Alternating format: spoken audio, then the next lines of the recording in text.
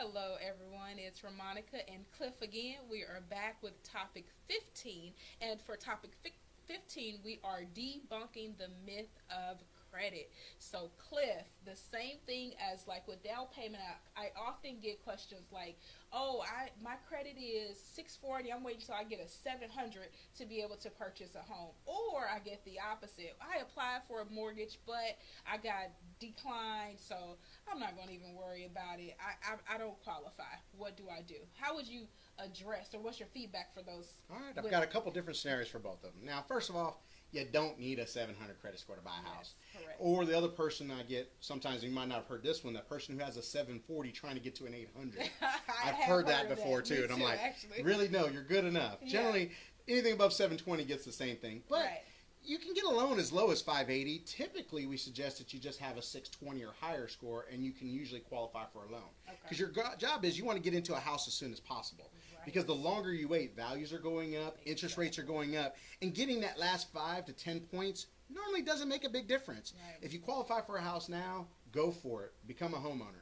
Because definitely, just like the bad credit person, which we're going to talk about in a second, I have a saying for both of them. Okay. There's only one person out there who should be renting. Who do you think that person is? I'm curious. Who? The person who rents from me. You wanna pay off someone's house and it's not your own. Yes. Continue to rent. That's what you're doing. Yeah. So don't continue to rent while you're trying to get your scores up really high. And guess what? If you got bad credit and you got declined, don't give up, because it's going to come up again. Exactly. And generally, what I see when they have credit issues, they give up, and then all of a sudden, a year later, the perfect dream house comes up, and they haven't done anything about it. And then they go apply again, and they get denied again. Exactly. If a lender turns you down for your loan, you just remember two things. Get rid of bad, add good. Yes.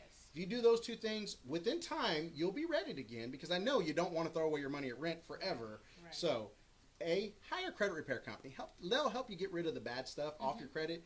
And in the meantime, establish a secured credit card will normally help. And don't go late on anything. Yeah. And I've seen so many people's scores jump up. I had one just yesterday emailed me, and he said, hey, my score just came up 80 points in the last 30 days. Awesome. He did the exact same thing. He's not quite there yet, but we can see a light at the end of the tunnel. So just don't get discouraged if you didn't qualify now. Just continue to work on it, and know that you don't want to pay off Cliff's house. You want to pay off your house. Absolutely. So there you have it. You do not need perfect credit to be able to purchase a home. You still can purchase a home with good, decent credit. And if you have bad credit, the most important thing to do is to take action, guys. Don't let that hold you back from purchasing a home. Okay, thank you. I hope we have debunked some of your myths of credit and home ownership. We will talk to you again with another great topic.